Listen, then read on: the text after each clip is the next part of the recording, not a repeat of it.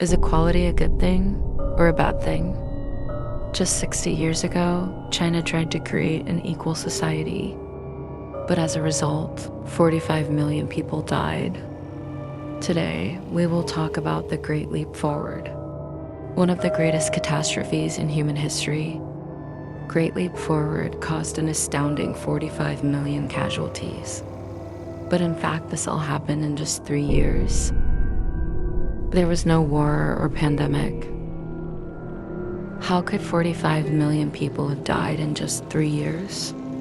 The reason for this was the Great Famine caused by over-industry in agriculture.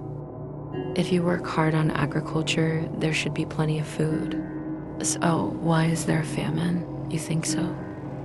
First of all, China is a country that has the ideology of socialism, that aims for a society without inequality and equality. It means that we all work the same way and live the same way. 60 years ago, China wanted to be the leader of this world socialist group. A leader must have power. When they think about what power means to a country, the Chinese leaders of the time came to the conclusion that it was food and iron. So they set out a policy to dramatically increase food and iron production within 5 years.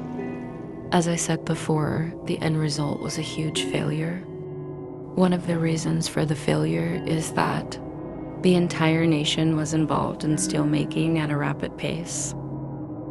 At that time, China did not have enough facilities to make iron. So first they had farms across the country build equipment to make handmade iron. However, when they tried to make iron, no one knew how to make it. So they started making iron without really thinking about it. Since there are so many people being produced at an incredible rate, they reported that they have made a lot, even though the real iron hasn't been made at all. This causes the people at the top to think we can do better, start raising production targets.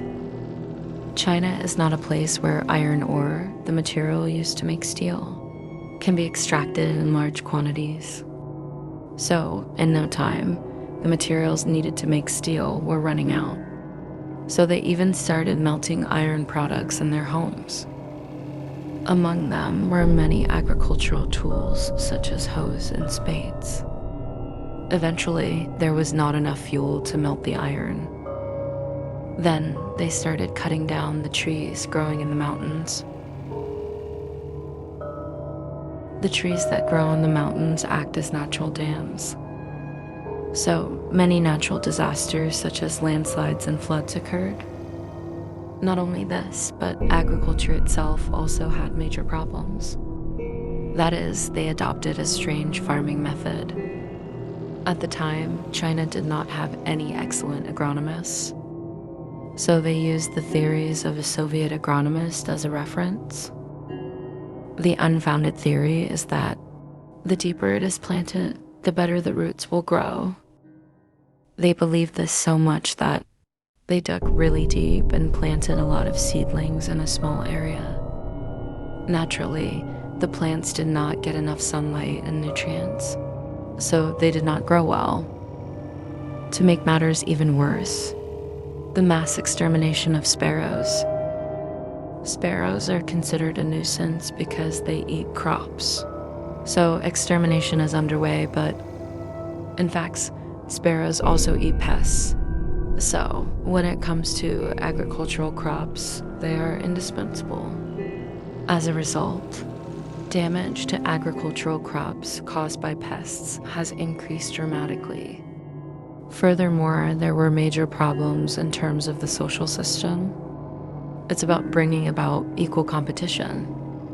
Even though it was an equal society, the government felt that in order to dramatically increase production, they still needed to encourage competition.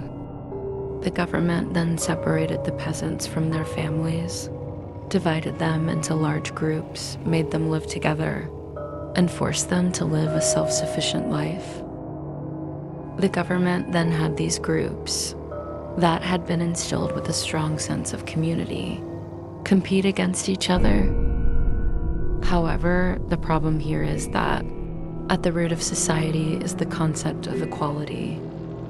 Just imagine for a moment, if you were given a job and you were told that, whether you were working hard or slacking off, everyone would have the same salary, place to live, and food. Who will work hard? As you can see, the overall production volume steadily declined. However, the leaders were concerned about how the government would view them, so they began to inflate the amount of production they reported to the government. This led the country's leaders to mistakenly believe that agriculture was going well and raised the target figures even higher. In reality, the target has not been achieved. So in order to make ends meet, farmer groups have ended up paying the government even the bare minimum amount of rice they need to survive. Moreover, farmers are tied to groups and have no freedom of movement. So even if they run out of food, they cannot run away. In this way, various social systems all came together in a bad way, and this great famine occurred. Thank you for watching.